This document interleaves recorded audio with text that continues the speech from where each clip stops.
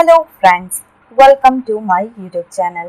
पिछले वीडियो में हमने नेट के पाठ्यक्रम में संकलित इकाई 5 कविता के अंतर्गत सूरदास भ्रमर गीत सार के पद संख्या 21 से 30 तक की व्याख्या की थी। आज के इस वीडियो में हम इसके आगे के पदों की व्याख्या करेंगे। तो आइए, प्रस्तुत है यह पद। तेरो बुरा न को माने, रस की बात मधुप नीरस, सुनो रसिक होत सो जाने, दादुर बसे निकट कमलन के, जन्म न रस पहचाने, अली अनुराग उड़न मन बांध्यो, कहे सुनत नहीं काने, सरिता चले मिलन सागर को, कुल मूल द्रुम भाने, कायर बके लोभते भांजे, लड़े जो सूर बखाने। मधुप अर्थात भौरा, नीरस नीरस, रसिक अर्थात प्रेमी, दादुर मेढक, अली भौरा, अनुराग प्रेम, मूल जड़ सहित, भाने नष्ट करना या तोड़ डालना, लोह लोहा या हथियार, लड़ाई युद्ध करे, सूर अर्थात वीर, बखाने वर्णन किया जाता है। उद्धव के बार बार वही संदेश दोहराने पर गोपियां व्यंग करती है। वे कहती हैं, कहे जा तू अपनी तेरी कोई बुरा नहीं मानता। ए नीरस मधु, प्रेम की बात प्रेमी ही जानता है। पर मानो उद्धव यह कहे कि हम भी तो कृष्ण के पास सदा रहते हैं, उस प्रेम निधि के पास रहते हुए भी हमें तो प्रेम का ऐसा स्वरूप कभी नहीं दिखा। इसके उत्तर में गोपियां कहती है, मेढक कमलों के पास जिंदगी भर रहता है पर उससे प्रेम नहीं सीख पाता, परंतु भौरा दूर रहकर भी उस पर ऐसा लट्टू होता है कि बस उसे पाने के लिए उड़ देता है, किसी का भी कहना काम नहीं करता। प्रेम पंथ का साधक कठिनाइयों से नहीं घबराता, अपनी तीव्र धारा से उन कठिनाइयों का समूलोच्छेद करके अपने प्रियतम से मिलकर ही दम लेता है। देखो, नदी अपने किनारे के वृक्षों को उखाड़ती पछाड़ती सागर से मिलने को चल देती है। कायर बकते हैं और रणभूमि में लोहा देखते ही भाग खड़े होते हैं। सच्चा सूर वही है जो संघर्ष करके कठिनाइयों को पार करता है। अतः प्रेम पथ की कठिनाइयों से संघर्ष करना ही प्रेमी के लिए परम वांछनीय है। घर ही के बाढ़े रावरे, नाहिन मीत वियोग बस पड़े, अनवगे अली बावड़े, भूख मरी जाए चढ़े नहीं तिनका, सिंह को यह स्वभाव रे, स्त्रवन सुधा मुरली के पोसे, जोग जहर ना खवाव रे, उधो हम ही सीख का देहो, हरि बिनु अनत न ठाव रे, सूरज दास कहा ल कीजय, थाही नदिया नाव रे। बाढ़े अर्थात बढ़ बढ़कर बातें करने वाले, रावरे तुम या मीत मित्र या प्रिय, अनवोगे अर्थात अंगभोग, अली अर्थात भौरा, बावरे पगला, तिनका घास, श्रवण कान, सुधा मुरली मुरली की धुनी रूपी अमृत, पोसे अर्थात पोषण किए गए, खवाब खिलाओ, ठाव स्थान, थाही उथली, नदियां नदी। गोपियां उद्धव से कहती है, आप लोग घर बैठे ही बढ़ बढ़ कर बातें चुपड़ने वाले हैं, कभी स्नेही के वियोग में नहीं पड़े। अरे पगले मधु, जब वियोग व्यथा सहोगे तब पता चलेगा। सिंह का यही स्वभाव है कि चाहे भूखा मर जाए पर घास नहीं खाता। इसी प्रकार सच्चा प्रेमी वियोग से घबराकर अन्य मार्ग नहीं अपनाता। जो कान मुरली के रसामृत के पले हैं, उन्हें जोग का जहर ना खिला। ए उद्धव, तुम हमें क्या सिखाओगे? हमारे लिए कृष्ण को छोड़ और कोई शरण नहीं। हमारे लिए यह भव नदी पांझ है, फिर हम नाव अर्थात योग साधन लेकर क्या करेंगे? श्याम मुख देखे ही परतीति, जो तुम कोटि जनन करी, जतन करी, सिखवत जोग ध्यान की रीति, नाहिन कछु सयान ज्ञान में, यह हम कैसे माने, कहो कहा कहिए या नव को कैसे उर में आने, यह मन एक एक वह मूर्ति भृंग कीट सम्माने, सोर सपत दे बुझत उधो, यह ब्रज लोग सयाने। पर तीति अर्थात विश्वास, कोटि करोड़ जतन यत्न, सयान चालाकी, उड़ में आने अर्थात विश्वास करे, नम शून्य, आने लाए, भृंग कीट अर्थात बिल्ली नामक एक कीड़ा, जिसके संबंध में प्रचलित है कि वह अन्य कीड़ों को पकड़कर उन्हें अपने रूप में परिवर्तित कर लेता है। सम अर्थात समान, बूझत समझते हैं। गोपियां उद्धव से कहती है कि उद्धव, अब तो शाम का मुख देखकर ही कुछ जीवन पर विश्वास जम सकेगा। तुम करोड़ों उपायों से जो हमें योग और समाधि की रीतियां सिखा रहे हो, सो हमें इस ज्ञान से में कुछ सयानपन नहीं प्रतीत होता। फिर हम यह सब कैसे मान ले?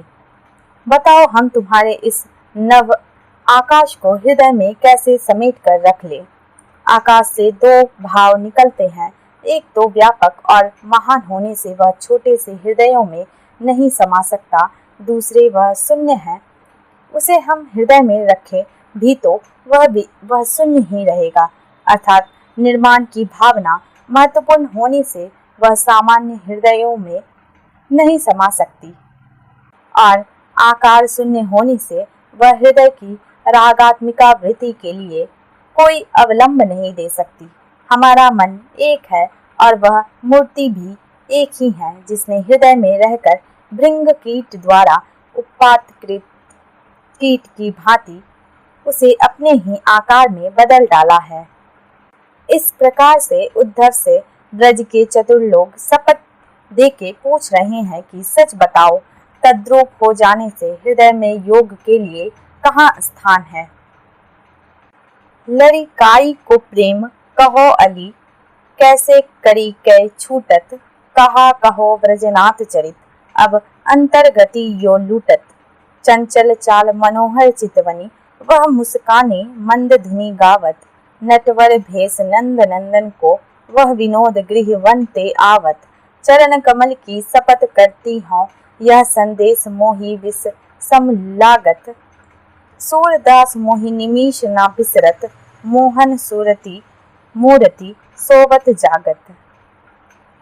लड़िकाई अर्थात बचपन, अली भौरा, ब्रजनाथ अर्थात कृष्ण, अंतर्गति चित्त की वृद्धि, चितवनी चितवन या दृष्टि, भेष वेश, शपथ शपथ, मोहि मुझे, निमिष पल या क्षण, बिसरत भूलता है, मूर्ति अर्थात रूप। एक गोपी उद्धव से कहती है, उद्धव, हमारा प्रेम आज का नहीं, हमने कृष्ण के साथ शैशव से प्रेम संचित किया है, वह भला कैसे छूट सकता है? मैं ब्रजनाथ कृष्ण के चरितों की मोहकता कैसे वर्णन करूं? अब स्मरण आने पर तन मन की सुधि खो जाती है। वह चुटपुटी चाल तथा सुंदर चितवन और मुस्कान सहित मंद मंद गाना, नटवर का वेश धारण करके अनेक क्रीड़ाएं करते हुए वन से घर को लौटना, सभी में एक अद्भुत आकर्षण। मैं उनके चरण कमलों की सौगंध खाकर कहती हूँ कि मुझे यह योग संदेश जहर सा लगता है।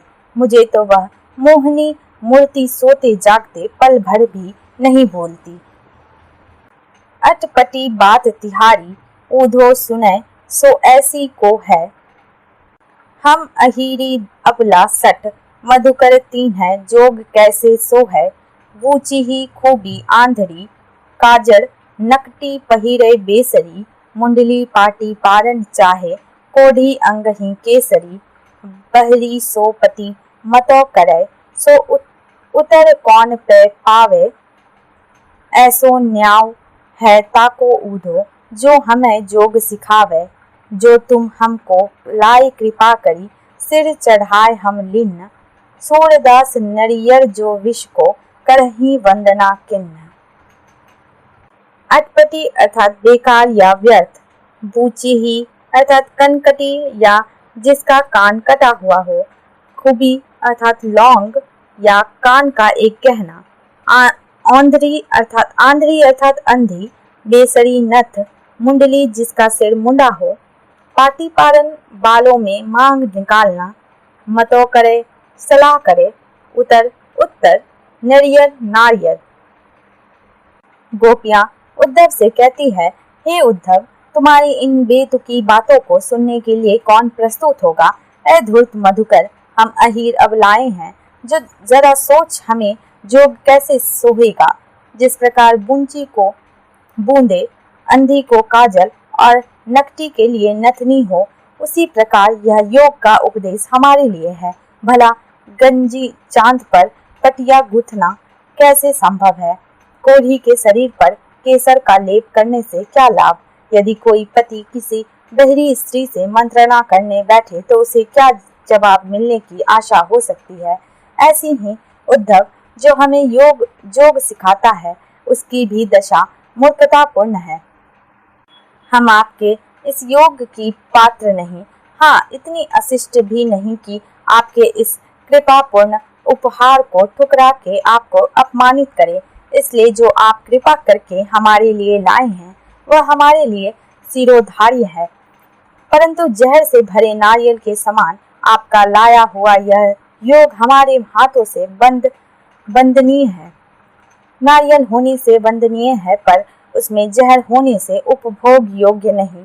इसी प्रकार योग संदेश प्रियतम का उपहार है, इसलिए हमारे लिए वंदनीय है, उपभोग्य नहीं। हम इसे नमस्कार करती हैं।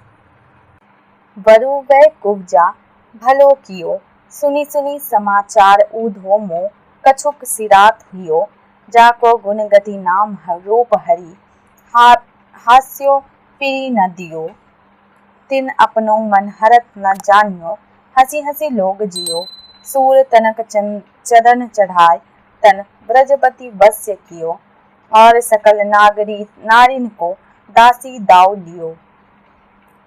वरु अर्थात बल्कि, भलो अच्छा, मुझे या मेरे लिए, सिरात शीतल होता है, हियो हृदय, हारियो हर लिया, तिन उन्होंने वश्य किया या वश में कर लिया, सकल सारी या सभी, नागरी नगर में रहने वाली नारियों, दासी अर्थात कुब्जा, दाव अर्थात दाव या घात। कृष्ण की निष्ठुरता पर व्यंग करती हुई एक गोपी उद्धव से कहती है, कुब्जा ने तो भी कुछ अच्छा नहीं किया, उसने उन्हें मोल लिया। यह समाचार सुन सुनकर मेरा हृदय कुछ कुछ ठंडा हो जाता है।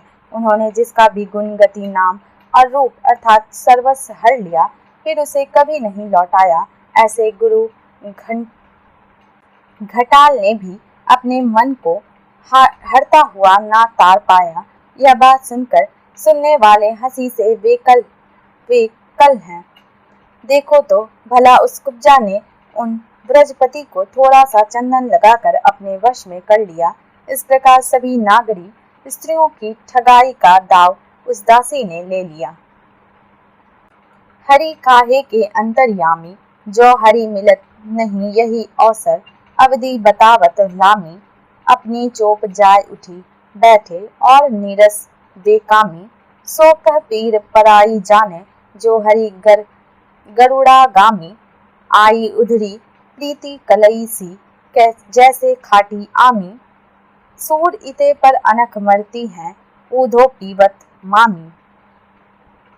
अंतर्जामी अर्थात सर्वज्ञ, यही अर्थात ईश, अवसर अवसर, अवधि समय, बतावत बताते हैं, लामी लंबी, चोप चाह या चाव, नीरस नीरस, बेकामी निष्काम, पीड़ दर्द, पराई दूसरे की, उधरी खुली या स्पष्ट, खाटी खट्टी, आमी अमिया या आम, अनख अनख नाकर, कुड़कर, पीवत मामी अर्थात बात को पी जाना या चुप्पी साध जाना। गोपियां उद्धव से कहती है, श्री कृष्ण कैसे अंतर्यामी हैं, जबकि वह इस समय आकार नहीं मिलते और एक लंबी अवधि बिता रहे हैं। वे स्वयं अपनी इच्छा से ही नीरस और निष्काम हो वहां जा बैठे। गरुड़ वाहन कृष्ण दूसरों की व्यथा क्या समझे। जिस प्रकार खटाई से कलई छूट जाती है, उसी प्रकार उनका प्रेम भी इस प्रवास से खुल गया। सूर कहते हैं कि गोपियों ने कहा कि हम तो इस कूढ़न से और भी मरी जा रही हैं कि वे हमारे प्रेम से साफ इनकार कर रहे हैं। बिलग जनी मान हो ऊधो प्यारे, वह मथुरा काजर की कोठरी, जे आवही ते कारे, तुम कारे सुफल कसूत कारे, कारे मधुप सब भवारे, तिनके संग अधिक छवि उपजत कमल नैन मनियारे, मानहु नील माट ते काढ़े, लय जमुना ज्यों पखारे, तागुन श्याम भई कालिंदी, सूर श्याम गुण न्यारे। बिलगी अर्थात बुरा, जनी मत, काजल कोठरी छोटा या कमरा, आवही आते हैं, कारे काले, सुफल कसूत अक्रूर, और मधुय अर्थात भौरा, उपजत उत्पन्न होता है, मनियारे मणिधारी या काला सर्प, काढ़े निकाले, पखारे धोए, कालिंदी अर्थात यमुना। गोपियां उद्धव से व्यंग कर रही है। प्यारे उद्धव, बुरा ना मानना, वह मथुरा मालूम पड़ता है कि काजल की कोठरी है, वहां से जो भी आते हैं काले हैं। देखो तुम काले, अक्रूर काले और भ्रमर भी काले हैं। उनके साथ में हमारे श्री कृष्ण और भी सुहावने लगते हैं, मानो सब के सब नील के मटके से निकालकर यमुना के जल में धोए गए हैं, इसलिए यमुना भी श्याम हो गई है। भाई, कालों के सब गुण अनोखे ही होते हैं। अपने स्वार्थ को सबको चुप करी रहो, मधुप रस लंपट, तुम देखे अरु वो, औरो कछु संदेश कहन को, कही पठियो किन सो, लिन्हे फिरत जोग जुबतनी, को बड़े सयाने दो, तब कत मोहन रास खिलाई, जो पैर ज्ञान हुतो, अब हमरे जी बैठो यह पद, होनी हो सुख हो, मिटे गयो मान परेखो, ऊधो हृदय हतो सो हो, सूरदास प्रभु गोकुल नायक, चित चिंता अब खो। स्वार्थ अर्थात स्वार्थ, कोई, मधु भौरा, लंपट अर्थात लालची या लोभी, अरु और, वो वह भी, किन क्यों नहीं, सो वह भी, जुबतीन युवतियां, सयाने चतुर, जिय प्राण, हुतो था, परेखो पश्चाताप या दुख। यह निर्गुण का उपदेश हमारे कल्याण के लिए नहीं, वास्तव में आप लोग यह उपदेश देकर अपना स्वार्थ सिद्ध करना चाहते हैं। इसी आशा को व्यक्त करती हुई गोपियां उद्धव से कह रही है, सभी अपने अपने स्वार्थ के हैं, रस के लालची, मधु चुप रहो, हम तुम्हें भी जानती हैं और उन्हें भी, और जो कुछ संदेश कहने के लिए भेजा हो वह भी क्यों नहीं कह डालते। युवतियों के लिए योग लिए फिरते हो, दोनों ही बड़े चलते हैं। यदि योग ही परमार्थ सत्य है, तब क्यों रास रचा था, ज्ञान तो तब भी था ही, अब तो हमारे दिल में भी यह ठन गई है, अब जो कुछ होना हो सो हो, पर हम अपने व्रत पर अटल हैं। अब तो सब आशा और भरोसा मिट गए और हृदय हताश सा हो गया, परंतु कोई बात नहीं, श्री कृष्ण ही प्रभु हैं, इसलिए हम चित्त से निश्चिंत रहेंगी।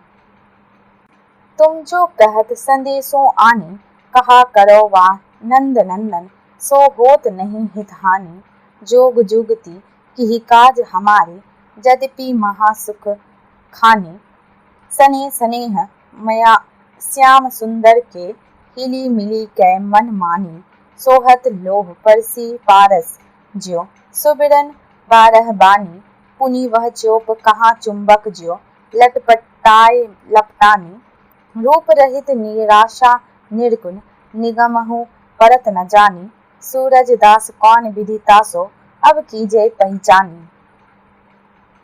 संदेश अर्थात समाचार, आनी अन्य, हितहानि अर्थात प्रेम की हानि, यद्यपि फिर भी, पिही किस, सने भीगे हुए, सोहत शोभा, परसी स्पर्श, सुबरन सोना। पारस एक तरह का पत्थर जिसके स्पर्श से लोहा सोना बन जाता है। 12 वाहनी अर्थात 12 कलाओं के साथ चमकने वाले सूर्य के समान उज्जवल या खरा सोना। पुनी अर्थात फिर, चोप चा या इच्छा या आकर्षण, नीरस निराशा, तासो अर्थात उसे।